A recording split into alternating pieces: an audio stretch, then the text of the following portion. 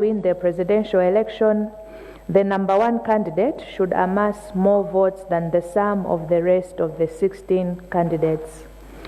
In terms of the period for declaration of winners, in accordance with Section 99 of the Presidential, Parliamentary and Local Government Elections Act, the Commission shall announce the results of the presidential election within 8 days, for the parliamentary election within 14 days, and for the local government election within 21 days from the closure of polling, that is yesterday, 16 September. These timelines have been designed to ensure that the Commission has adequate time to verify, audit, and authenticate all results before they are made official.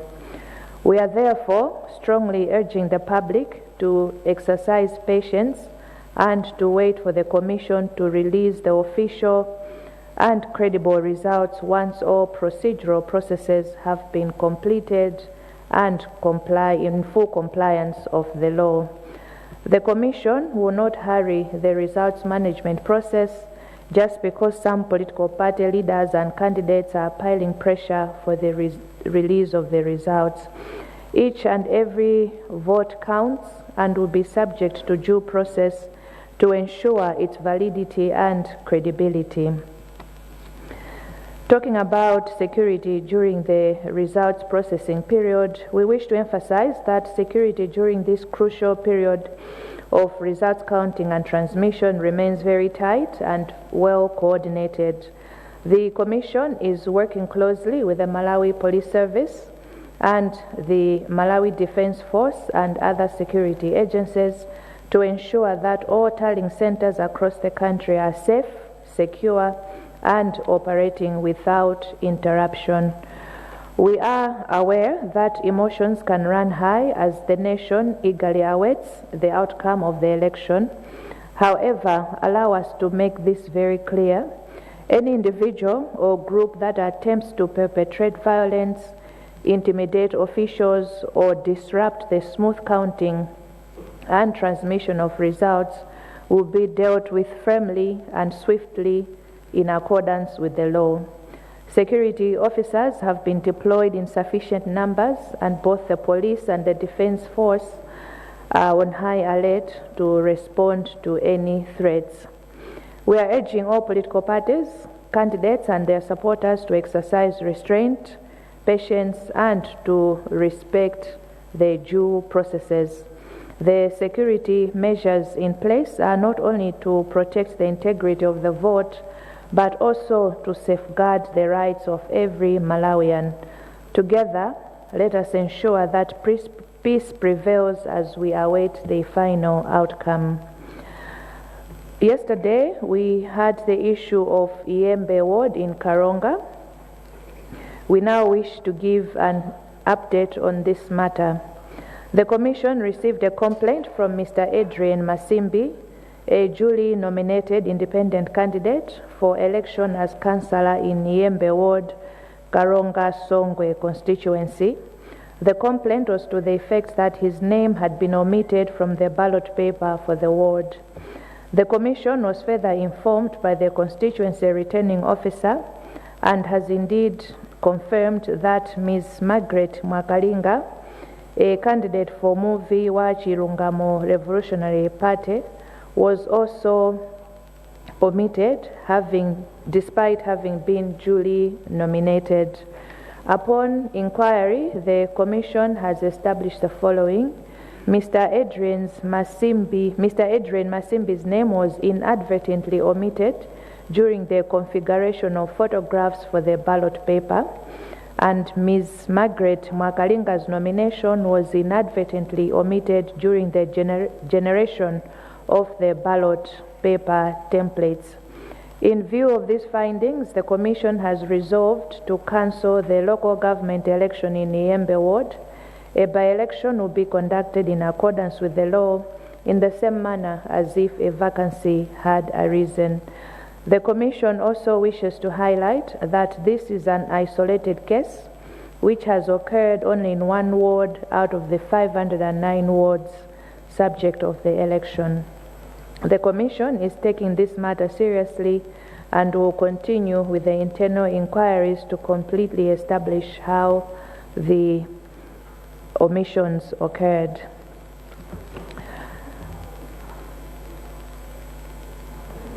Ladies and gentlemen, allow us now to make an appeal for peace and calm. During this waiting period, we are appealing for peace and calm across the country. Elections are a competition, but at the heart of this process is the unity and stability of our nation. Let us remember that Malawi is bigger than individual ambitions, and as such, we must guard our peace jealously as we await the official results of the Commission and afterwards. We wish to remind all political parties, candidates and their supporters that they should not overstep the Commission's authority and make incorrect claims or false claims of being in the knowledge of the results before they are officially announced. As we work on the results determination, the Commission would like to make the following specific appeals. Political leaders should refrain from stirring public pressure against the Commission to release the results without considering the due process. Political leaders should refrain from making political statements that can stir unfavorable orientation of the public towards the Commission and its processes. Leaders should not utter statements that will make people live in fear and discomfort. It is the expectation of the Commission that all political leaders will avoid making statements that may be understood as implying victory prior to the official announcement of the results. The Commission has provided adequate result sheets at every polling stream so that every party and candidate representative should get a copy. These are self-carbonated copies. If representatives encounter a presiding officer or a returning officer who is refusing to give them a copy of the results, they should immediately report to the constituency returning officer or the council district or district returning officer or to the Malawi Electoral Commission immediately. Without infringing on media freedoms and freedom of expression, the Commission wishes to advise media houses to refrain from providing platforms to utterances that can disturb public order and create insolence. As we close, we also wish to mention that we have received a few complaints this far that the Commission is deliberating on and will provide an update next time we're having another briefing. For now, we thank you for listening, and we continue to urge for peace and calm as we await the results management process. God bless you and God bless Malawi. Now allow me to give this statement in Chichewa. Amainda bambo moni onse mawa uno komishoni yabwera kuti idza fotokozere kuti kodi ulendo wathu tikuyenda bwanji. Dzulo taponya voti ndipo pano tili mkati mwa ndime yowerenga zotsatira zathu, ndipo timafuna tifotokozere kuti zimenezi zikuyenda bwanji, komanso timafuna kuti tifotokozere mwachimvekere kuti kodi owina amapezeka bwanji pa chisankho chathu cha presidenti komanso cha phungu wa nyumba ya malamulo komanso cha kansala, komanso kuti tifotokozere kuti kodi tikudikira zotani kwa iwo amene anapikisana nawo kumbali yosunga bata ndi mtendere. Choyamba timati tifotokozere kuti zotsatira zathu kuchokera kuma polling station dziko lonse lapansi zikutengedwa, ndipo mafomu aja ndi zonse zikutengedwa pamanja kapena physically titero kuchoka kuma polling center station kupita ku constituency tally centers. Komanso zotsatira zathu zimene zikuyenda pa makina ziyambika pa constituency tally center. Mene imati 11 koloko mmawa kunyamula kwatundu kuma polling station kupita ku constituency tally centers zimayenda motere. Kuchitipa ntchito imene yamalizika kutanthauza kuti katundu wafika ku constituency tally center. ku Karonga district ntchito idakali mkati, ku Karonga town ntchito idakalinso mkati, ku Rumphi ntchito idakali mkati, ku Mzimba ntchito idakali mkati, ku Mzuzu tamaliza, Nkhatabe idakali mkati, Likoma idakali mkati, Nkhotakota idakali mkati, Kasungu idakali mkati, Kasungu district ameneyo, koma ku Kasungu municipality idakalinso mkati, Nchisi idakali mkati, Dowa idakali mkati, Salima tamalizitsa, Lilongwe district idakali mkati, Lilongwe city tamaliza, Dedza idakali mkati, Nchewu idakali mkati, Mangochi district tamaliza, Mangochi town tamaliza, Balaka tamaliza, Machinga tamaliza, Zomba idakali mkati, Zomba district, komanso Zomba city idakali mkati, Shiladzulu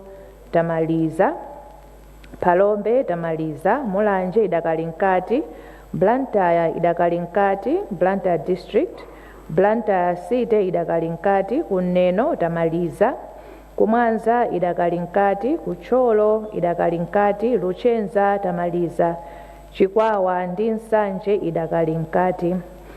Pamene zotsatira zathu zikuunikidwa komanso kuti zitsimikiziridwe, bungwe la meki likuyitanira onse amene anapikisana nawo pa chisankho chimenechi komanso watsatira, komanso amalawi tonse kuti chonde tiyeni tidekhe komanso tisunge bata ndi mtendere.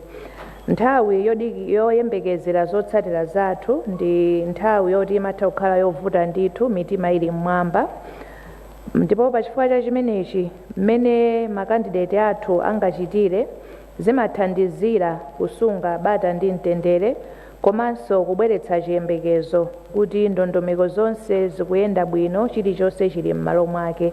Pachifukwa cha ichi tikupempha onse amene munapikisana nawo pa chisankhochi kuti mulemekeze ndondomeko zimene zinakhazikitsidwa motsatirana ndi malamulo kuti tidutsemo pamene tikulandira ndi kuwunikira zotsatira zathu tisanalengeze. Chonde tipemphe kuti musayambe kusangalala kuti mwawina, koma mudikire kaye kuti ifeyo abungwe la meki tiwulutse kuti zotsatira zili motere. Tikatsatira zimenezi tonse zitithandizira choyamba kuti tikhale bata ndi mtendere, komanso zithandizira kuti zotsatira zathu zizakhale zovomerezeka ndi wina aliyense m'dziko muno, koma koposaposa kuti timangirira umodzi wa tonse ngati Amalawi. Tifotokozerepo za ntchito yowerengera marizatsi imene anthu ena akuchita mwapadera komanso mwaokha. Pamene anthu ena kaya ndi ma institutions ena ali omasuka kuti akhoza kumawerengetsera paokha zotsatira, timafuna tingokumbutsira kuti ntchito imene ikufunika kuti igwiridwe mwa ukadaulo komanso mosamala, chifukwa chokuti chisankho ndi chinthu chokuti chikhoza kutibweretsera mtendere kapena kutisokonezera mtendere kumene. Ndiye mukamaonkhetsera masamu anu marizatsi amene mwapeza, chonde tichite mosamala, tisapange zinthu mofulumira, komanso tipemphe Amalawi wonse kuti tikamaona marizatsi amene akuperekedwa ndi anthu ena tikumbukire kuti zimenezi sizotsatira zenizeni zimene zikuchokera ku bungwe la meki. Tikumbukire kuti pamalamulo ndi bungwe la meki lokha limene lili ndi mphamvu lolengeza komanso kufotokozera ndi kunena kuti amene wawina pa chisankho ichi ndi uyu. Choncho tikamaona marizatsi amene akuzungulira kandi pa social media kaya tikulandira kumene tiyeni tizindikire kuti izi ndizongogwirizira zimene ena apeza mwa iwo okha, koma zoona zenizeni zichokera ku bungwe la meki, ndipo ifeyo mu nthawi yoyikika tilengeza ndithu kudziwitsa Amalawi kuti kodi chisankho chayenda bwanji. Mutero tsopano tifotokozereko kuti kodi tikamaunikira kuti kodi wawina pa chisankho zimayenda motani. Pa chisankho cha phungu a nyumba ya malamulo komanso makhansala, amene wapeza mavoti ochuluka ndi amene timanena kuti wawina. Koma pa chisankho cha president ndizosiyana. Mwalamulo amene akuyenekera kuwina pa chisankho chimenechi afunika kuti apeze mavoti oposera theka amene alovomerezeka. wena akamawerengetsera mavoti amenewa amayang'ana chiwerengero cha anthu onse amene analembetsa mkaundula wa voti, ena amayang'ana chiwerengero cha anthu amene anatuluka kukaponya voti, koma zonsezi sizolondola. Zoona zake zenizeni malinga ndi malamulo ndizokuti muwerengere mavoti amene ali ovomerezeka kuti mupeze kuti amene wapambana pa chisankho cha president ndi ndani. Tikambeko za nthawi yofotokozera kuti wapambana ndi ndani, mongobwerenzera chifukwa dzulo tinakambanso ndime 98 ya lamulo loyendetsera chisankho cha president komanso phungu wa nyumba ya malamulo ndi makhansala zikufotokoza kuti pa chisankho cha president ifeyo ameki tiulutse zotsatira m'masiku 8, chisankho cha phungu wa nyumba ya malamulo m'masiku 14 ndipo cha makhansala m'masiku 21 kuchokera tsiku limene tinaponya voti limene lili dzulo 16 September. Ndondomeko imeneyi yakhazikitsidwa kuti ipereke nthawi yokwanira ku bungwe la meki kuti lilandire zotsatira, liziwunikire ndi kutsimikizira kuti zimenezi ndi zoonadi zenizeni tisanaulutse. Pachifukwa cha chimenechi tikupempha Malawi wonse komanso inu amene munapikisana kuti tiye tikhale odekha ndipo tipereke nthawi tipereke mpata kwa bungwe la meki kuti liwunikire zotsatira zonse tikazilandira tisanaulutse kuti kodi zayenda bwanji. Mukatifulumizitsa ndi kuti pamenepo tikhala titalakwitsana ntchito. Ifeyo ngati bungwe la meki sitiyang'ana zotsatirazi mofulumizidwa chifukwa chokuti mwina ena iwo amene anapikisana nawo akutipangitsa khamani kuti titulutse malizatsi mofulumira.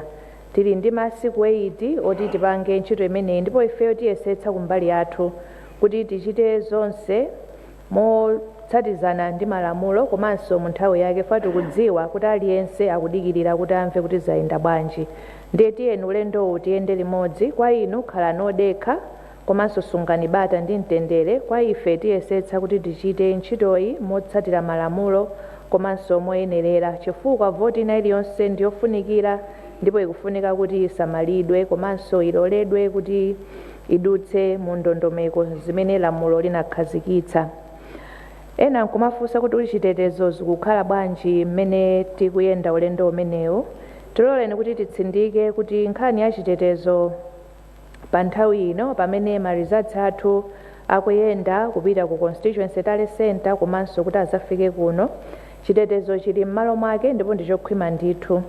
Bungwe la meki likugwira ntchito ndi anzathu aku polisi komanso aku ame komanso ena azitetezo kuonetsetsa kuti ku tallying center kwathu konse dziko lonse la Malawi china chilichonse chili m'malo mwake komanso anthu akugwira ntchito mosaopsezedwa komanso mosaletsedwa.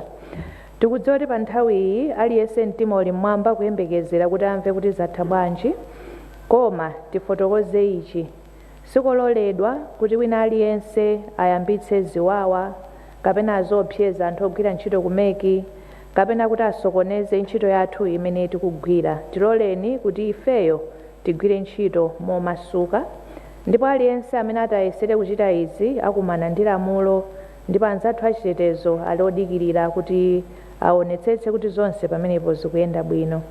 Tili ndi asilikali okwanira amene ayikidwa m'malo mwathu monse kuyang'anira katundu komanso ndondomeko zathu zonse kuti ziyende bwino ndipo iwowa ali tcheru kuyang'anira kuti zinthu zikuyenda bwanji.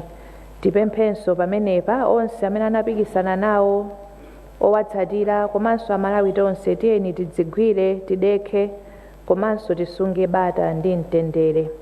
Tikumbukire kuti chikatha chisankho ichi tikhalabe Amalawi ndipo dziko lathu likhala lomweli. Tilibe Malawi wina aliyense amene tinakasungisa pena kuti tikawononga uyuyu tikatenga winayo.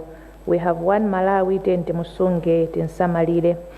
Dzulo tinafotokoza nkhani ya ku Iyembe Ward ku Karonga Songwe constituency. Tiloleni tsopano kuti tifotokozere tsatane wa nkhani imeneyi.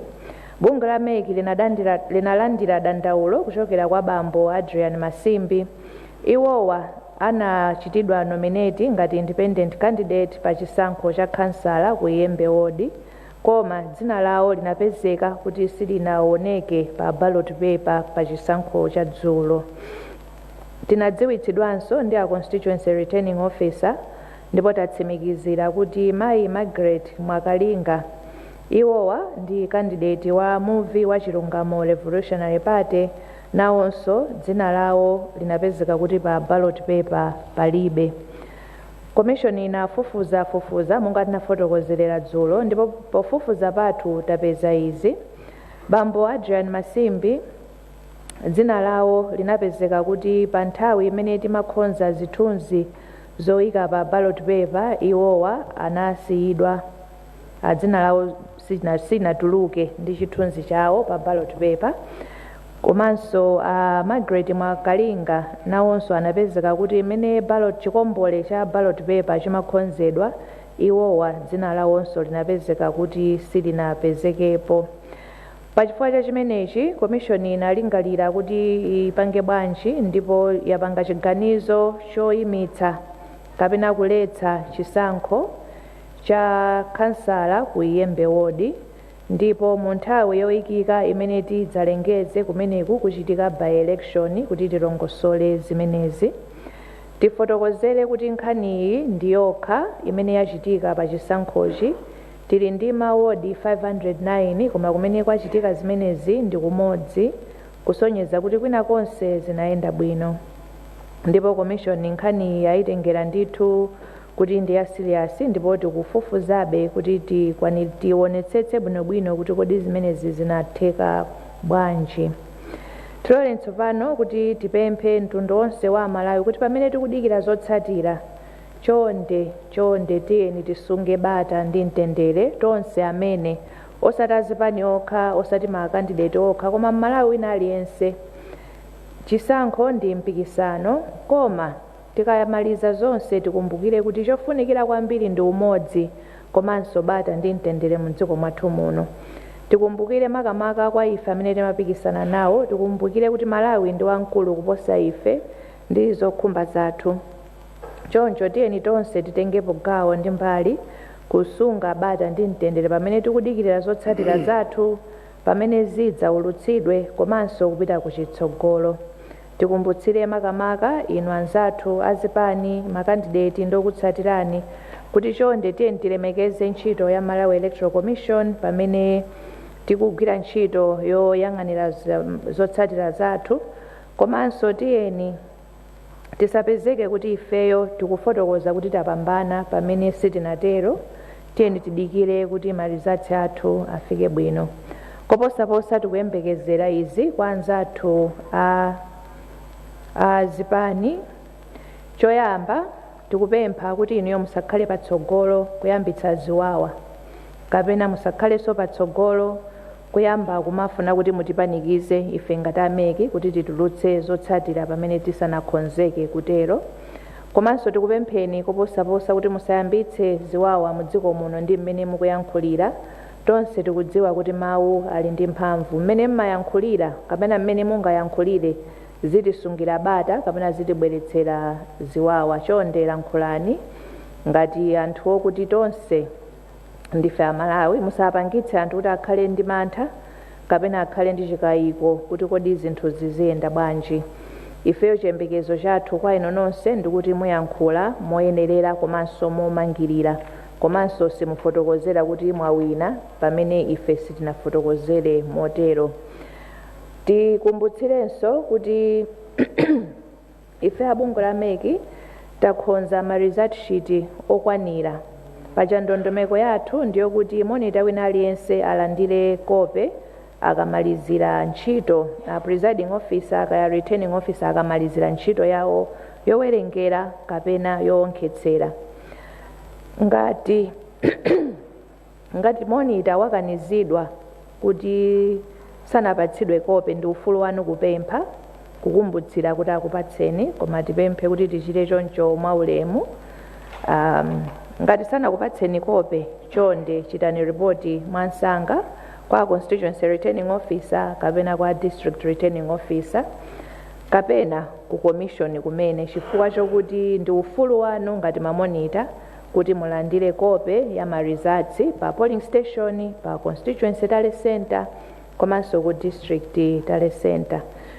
Pamene tikukamba izi timafuna tikambenso ndi anzathu amene mmagwira ntchito zowulutsa mawu komanso mwina amene matha kulemba pa masamba amchezo kuti pamene muli ndi ufulu otha kulemba muli monse kuyankhula muli monse tipemphe kuti inuyo musakhale patsogolo kuyankhula zinthu zoti zitichotsera mtendere komanso musalole anthu ena kugwiritsa ntchito nyumba zanu kapena mapeji anu kuyankhula zinthu zimene zingatichotsere bata ndi mtendere mdziko mwathu muno.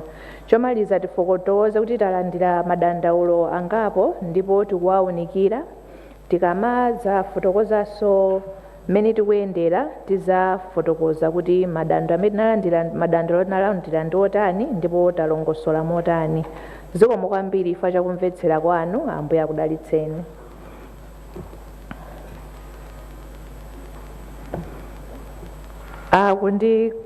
Akundifotokozera apa kuti ndinanena kuti dziko lonse lapansi pena pake likhale dziko la Malawi. Zikomo kwambiri.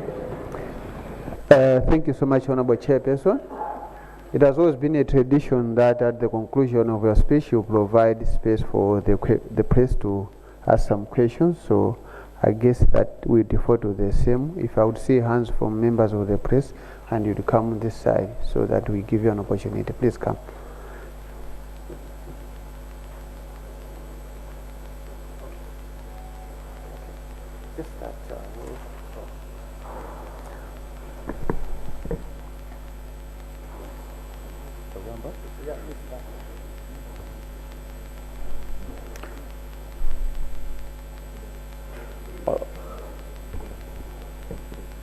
Achaya ine dzina langa ndine Alex Banda ndimagwira ntchito ku Zodiac.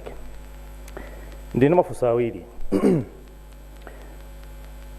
Mukuchedwa kupereka mitenga kwa Malawi pomwe mitima yawo ili mmwamba potengera nthawi imene mwaperekera dzulo kufika lero. Chifukwa chiyani? Chachiwiri, zipani za ndale zomwe zikutenga kapena kulengeza kuti zachita kale bwino mutani nazo chifukwa pomwe tikulankhulana ino ndi ine pano zipani zina kunjaku zikuchita misonkhano ya atolankhani ndipo kumeneko zina zayamba kale kunena kuti ife ndiopambana komanso kuti kuchedwa kumeneku popereka mitenga simukuona kuti mukupereka mpata kuti anthu ayambe ku mchingerezi speculation kapena mphekesera zomwe zingabweretsenso mpungwepungwe kuno ku Malawi chifukwa choti mukuchedwa kupereka mitenga. Mafunso anga ndi amene odemekezeka. Okay, Madam Chair, Johans Mumba, TVN Radio, komanso television. Kwa ine ndi extension ya funso la Alex makankhani okudza kuti ena umanena kuti muna apambana kale.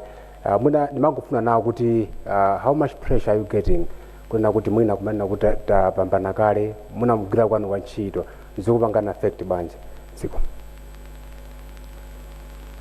Chair, ine ndi Westin Katunga kuchokera ku Nzati Radio and TV. Funso langa kwambiri ndilokhudza nkhani yokhudza network makamaka malo momwe ni ma constituency tale center ngati mwachitsanzo mmawa uno tinayenderako ndithu malo angapo ma constituency tale center ngati nafika pa Chiwoko yomwe ndithu ndi dera la Lilongwe Masintha kumeneku ndithu tapeza kuti by 10:30 ma polling station amene anali nawo ndithu anali okwana 15 onse ndithu analata tsiriza kubwera ndithu kumalo kumene kuti auzasiya malizatsi yawo komano malingana ndi akuluakulu kumeneku amati ndithu apanga process ndithu malo amodzi okha chifukwa cha nkhani yokhudza network. Nkhani imeneyi ya network chikuvuta kwenikweni mchani komanso mukhale mukonza mwamsanga nkhani imeneyi mutani kutengeranso kuti masiku akutsendera momwe mwakambira mucha kuti nkhani yolengeza masiku 8, 14 komanso 21 ngati bungwe mukhale mukuchitapo zotani pa nkhani ya network zikomo.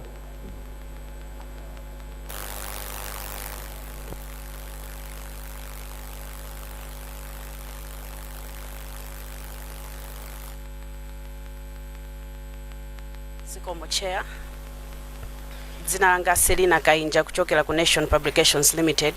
Ndinaliso ndi funso limene afunsa oyambirirawa koma ndingonjezera kunena kuti pa nkhani ya network kukoneka kuti malo ambiri ali ndi vuto la network kuti apange transmit ma results. Mwapanga ndondomeko yanji kuti mukonze network. Funso lachiwiri pa dashboard pamene mukumaonesa ma results tikumaona kwambiri in terms of disaggregating the turnout. It's disaggregated according to gender, male and female. I am yet to see the results disaggregated in terms of age. I'm interested to know the youth turnout. Thank you. Thank you, Chair. My name is Wanda Msisia from Times. If my arithmetic is sharp, I think the number of centers that you've said are closed are giving us about 1/3. Aren't we at 30% yet? Because it's been tradition that at 30% you come and give us an update. I think the next one is at 70 and at 100. Are we at 30 yet? And also the null and void votes.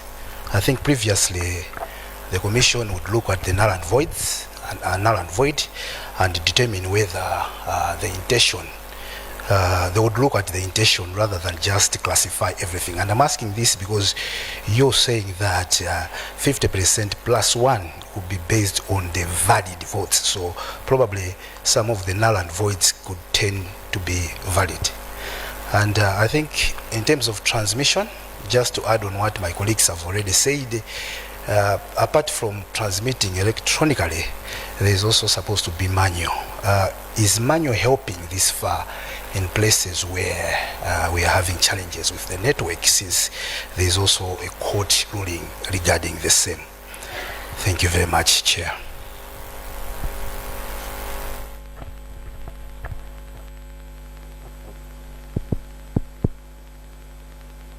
Madam Chair, is it working? Madam Chair, my name is Augustine Mlomole from Mlimi Radio. You've indicated clearly in your statement that electoral stakeholders are at liberty to set up parallel tally centers. We just wanted to know which parallel tally centers are recognizable by the MEC.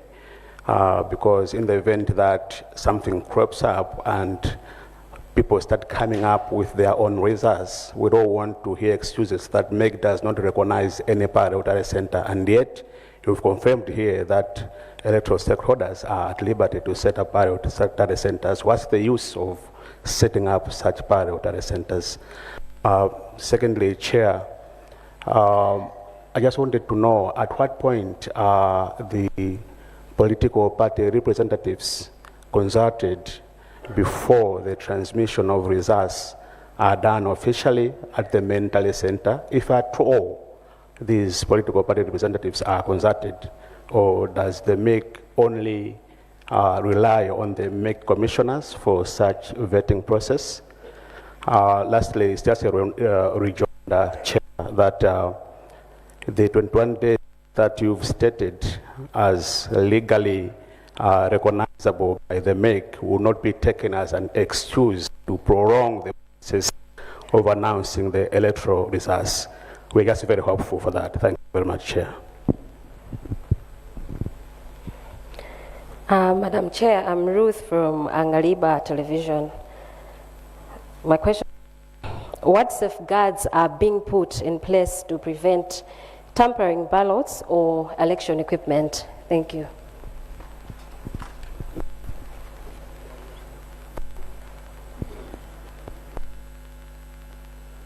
Thank you so much. Honorable Chairperson, I would request that you give responses to the questions that have been posed. Thank you. Thank you, Sangwani. Ndithokoze nyumba yonse chifukwa cha mafunso amene abwera. Ena magamba zofanana ndi mundilola kuti ndiyaphatikize poyankha kwathu. pali nkhani yokuti tikuchita delay in updating the nation. Zimenezi sizibweretsa speculation. Ifeyo pokhonza ndondomeko zathu tinayika time frames within which will come to the nation kuzapereka ma update. Ngati the view is kuti mwina tikuchedwa, let me just say the commission will take that under advisement as we are going forward in our processes. We will take that proposal, I'll call it a proposal, in terms of our future conduct.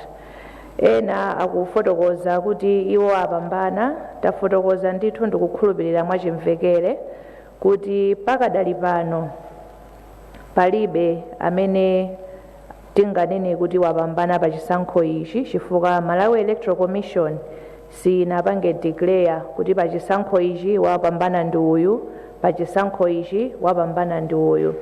Ndipo titsindike uthenga wathu kwa zipani zonse, makandidate onse kaya ndi achipani komanso ma independent, kuti ma results amene muli nawo they are unofficial results. Pachifukwa cha chimenechi simunganene kuti mwapambana. Tinafotokoza dzulo kapena dzana kuti commission ikakhala pansi malandira zonse ndikuwunikira zonse kuonjezerapo ma void votes amene akamba Mr. Wanda Nsisha, zimene zimatha kukhala ndi impact on the outcome.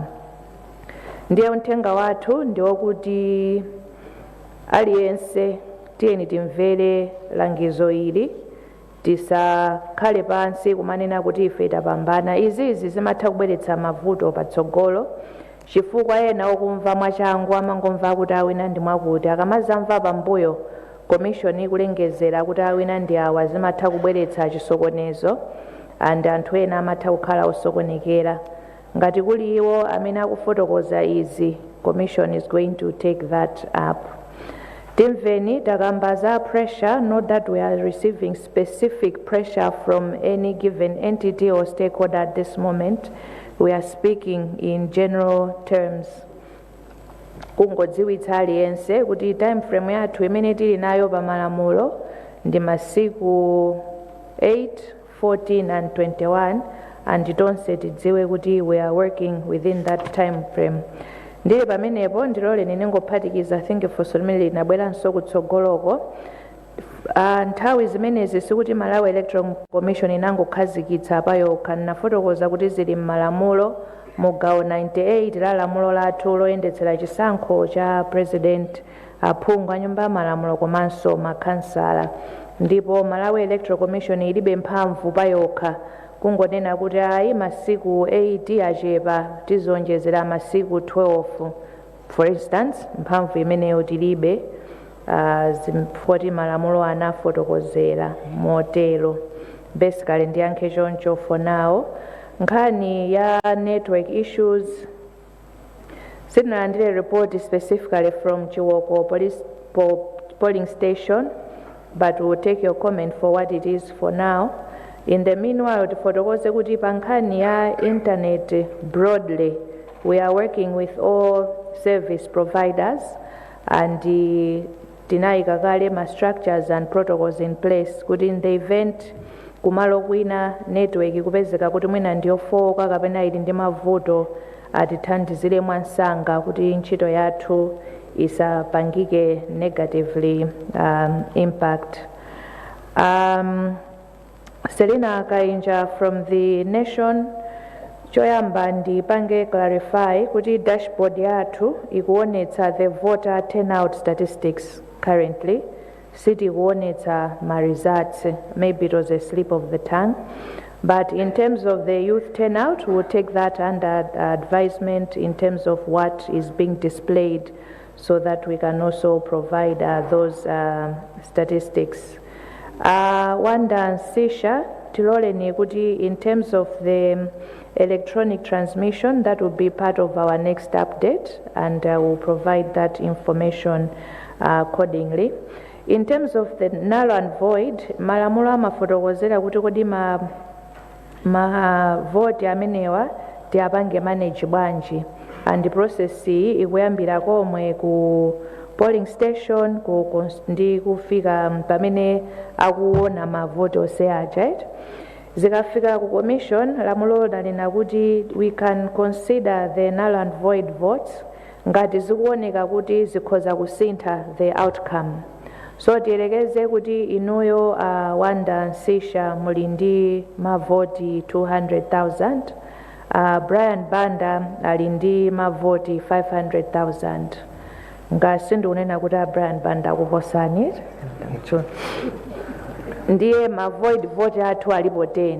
Olo titawerengera void vote iwo ndikuwatenga onsewo ndikukupatsani, it will not change the outcome. So the commission has been given that power to consider ngati pakuoneka kuti pakhala impact, then we need to look at them and see kuti kodi zili motani. But if there's not going to be any impact, then we are not going to consider them in that manner. Ndula moyo munafusa kuti ma parallel voter tabulation as of now imene tikudziwa there is the election situation room imene kupangidwa manage ndi NICE and a coalition of other institutions within that.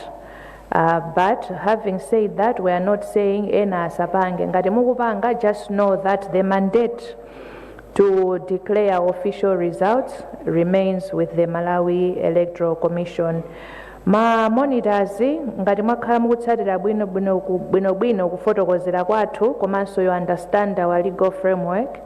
Ma monitors are part of the process kuyambira komwe kuja ku registration, ma transfers, voter inspection, komanso ku polling processes ndi results management. However, monitors do not have power to determine results. The commission does not have to ask my monitors kudapa mukuona bwanji. That power is vested in the commissioners of the Malawi Electoral Commission. Ma monitors ntchito yawo ndikuonerera kuti kodi ntchito yoyenda bwanji, is there compliance with the law.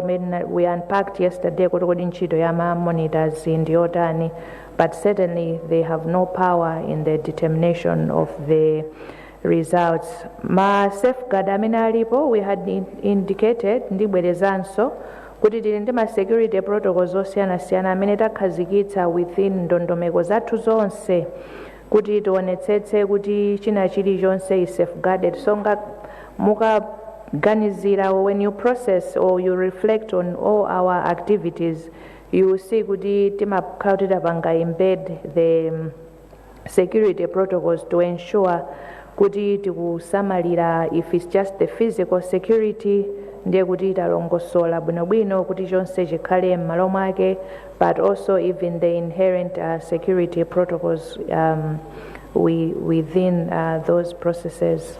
Ndiyankhe motero zikomo kwambiri.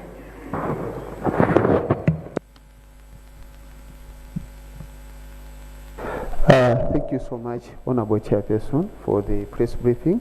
Immediately after this, I would request through your office chair that all the media personnel should be here. We are going to take you through a rapid lecture on the results management. We are establishing there is a gap. Thank you, Chair. I would request that the protocols. What is it? Okay, you come. Pepani mwangufuna ronjezereko mafunso angapo. Ine ndi Leah Maligano kuchokera ku Times. Ndimafuna ndingopanga amplify funso lina limene anafunsa mzanga Wanda Nsisha. Mwatifotokozerako za madera amene amalizika kuwerengera zotsatira. Timafuna tidziwe kuti pofika pano mwalandira zotsatira zochokera madera ochuluka bwanji pa madera amene amalizitsa kuwerengera. Komanso panakambidwa nkhani ina ya network imene mwanena kuti mwina simunalandire dandaulo lina lililonse ngati bungwe la MEC, koma kuchokera kwa ma reporters mwina athu siyanasiyana komanso ine ndemwe nayenda masenta ndithu angapo tapeza kuti angokhala zotsatira zija kuchokera ma polling center ena sanayambe ndithu kuziphatikiza kuzonkhetsa bwinobwino chifukwa cha network. Ndi pamene papa timafuna mutifotokozere bwinobwino kuti kodi tikamakamba za manual counting ndititi komanso ikuyeneka ichitike motani kuchokera mma constituency tally center amenewa, komanso za kugwiritsa ntchito machine popanga count mavoti amenewa zikuyenda bwanji kuchokera mma constituency tally center kufika kuno. Timafuna mwina mutsindikepo so bwinobwino potengera malo ena amene anthu angokhala sakuphatikizira ma results kuchokera ma polling center chifukwa cha network. Timafuna tidziwenso nkhani ina kuchokera ku bungwe la mekiro lokhuzana ndi malipiro anthu amene akugwira ntchito. Pali ena ndithu m'maderamo akudandaula kuti ali padzuwa pakadali pano akusowa ngakhale kakudya kumadera kumene aliko chifukwa sanapatsidwe malipiro ngati ma presiding officer ena komanso anthu ena amene amagwira ntchito yopanga confirm anthu ma biometric devices. Ndi timafuna tidziwenso nkhani imeneyi. Funso langa lomaliza, mmene ma results akubwerera kuchokera kumadera kumene amalizitsa kuwerengera mavoti amenewa, inuyo ndokhutira ngati bungwe la meki zikomo.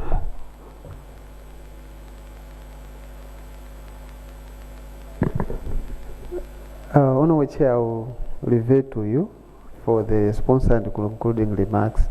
Yep, thank you. Zikomo kwambiri Madam Leah Malekano kuchokera ku Times. Choyamba mwafunsa kuti tapereka update ya makina mene akutumizira ndi bwerezenso kuti the update mene manena kuti in progress completed ndi physical retrieval. Ngati munamvetsera bwinobwino nanena kuti pofika 11 o'clock physical retrieval kuchoka kuma polling station kufika ku constituency tally center zikuyenda motere, kusonyeza kuti update ndapereka ija is not about the result electronic results transmission koma kuti kodi katundu kunyamula kuchoka pa polling station kupita ku constituency tally center zikuyenda bwanji.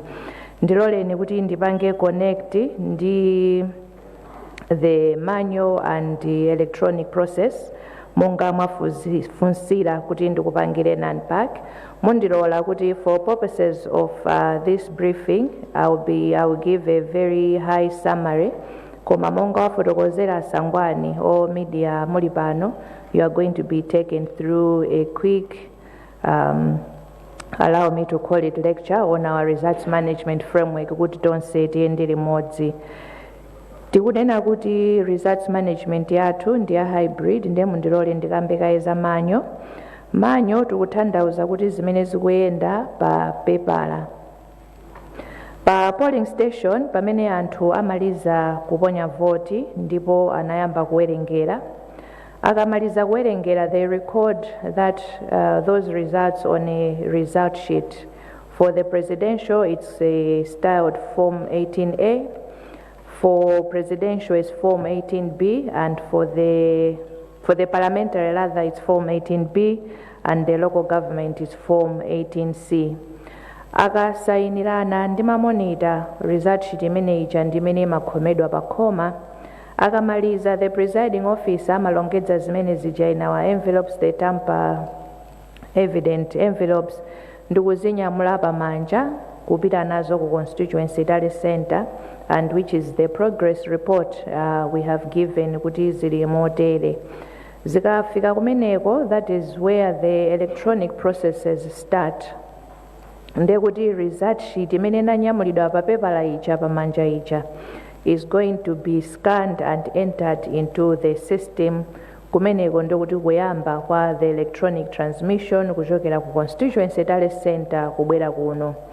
Alongside the electronic process, pepala la manual likuyenda so ndo likafika pamene paja the constituency returning officer akaonkhetsera za ku constituency kumeneko ndipo akakhalaso ndi summary ya pamenepo, which is another form imene akasayinira ndikusayinirana ndi ma monitors. Akatero akayikhomanso poonekera ndikuyitenga imene ija ngati ili ya president ndekuti ipitirira ku district council, ngati zili za local government ndi parliamentary ndiye kuti zikubwera kuno atazifayira ma liver act files kuzikonza bwinobwino kuti zifike kuno ku National Talent Center kuti commission idzaunikire.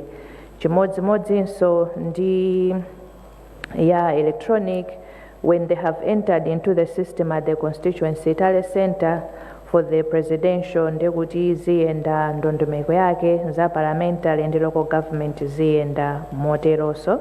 I've given a very high summary for purposes of this briefing. Koma, you are going to have the final details later on.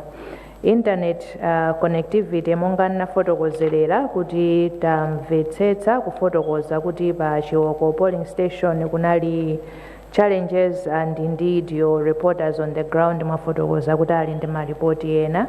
Kufotokoza kwathu as a commission is that tili ndi arrangements already in place with the service providers amene tinakhazikitsa kale kuti in the event we have challenges, however they present themselves, we must find and craft solutions pomwepo kuti tithandizikire, and zimenezo zili motero.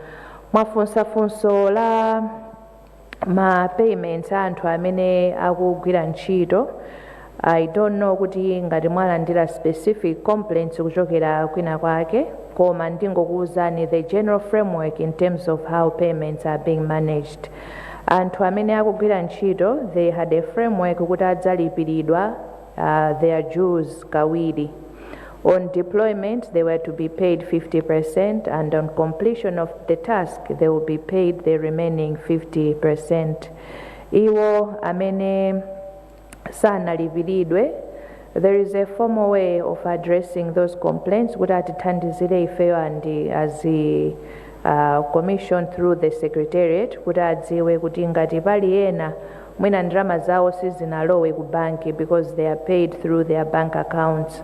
So if there have been challenges in transmitting of their money kupita kwa account kwawo, atifotokozere kuti tidziwe kuti vuto ndilotani, and secretariat can find a solution. For now ndikuyankheni motero. Imwafunsa kuti kodi tilokhutira ndi katundu wathu umene wayendera, ngati ndinalimva bwino funsolo. Monga tafotokozerera, this is a work in progress. Kwina katundu akwanitsa kunyamula ku polling station kukafika ku constituency talent center, ena sizinafike. Tikunena pano ndiye kuti ntchito ilipo. Tikakamba nkhani ya retrieval, we also have to think of different factors. Choyambirira ndiyo kuti we don't have a uniform time pamene akunyamuka ku polling station upita ku constituency talent center. Tikakumbukira monga nafotokozera dzulo, nthawi yotseka ma polling station enali osiyanasiyana.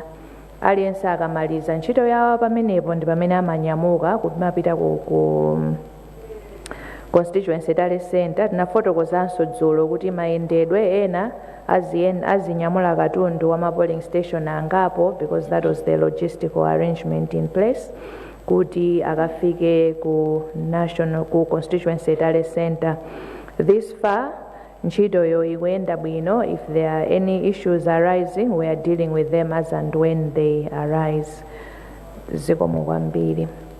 Mundilole amayi abambo kuti ndikuthokozeni m'malo mwa bungwe la Malawi Electoral Commission kumvetsera kwanu update imene nali nayo komanso mafunso amene mwafunsa. Monga afotokozerera bwana Sangwani, kukhala nthawi ya maphunziro kwa anzathu atolankhani kuti tipange unpack kuti kodi ma results management yathu ikuyenda motani. Ndipitirire kupempha m'malo mwa bungwe la Malawi Electoral Commission kuti tiye tonse tidekhe tisunge bata ndi mtendere pamene tikudutsa tsopano mu ndondomeko zathu zolandira ma results athu ndi kuwaunikira, pamene kuti tithe kufotokozerera mtundu wa Malawi kuti chisankho chathu chayenda bwanji ndipo amene apambana ndi ati. Zikomo kwambiri, Ambuye akudalitseni.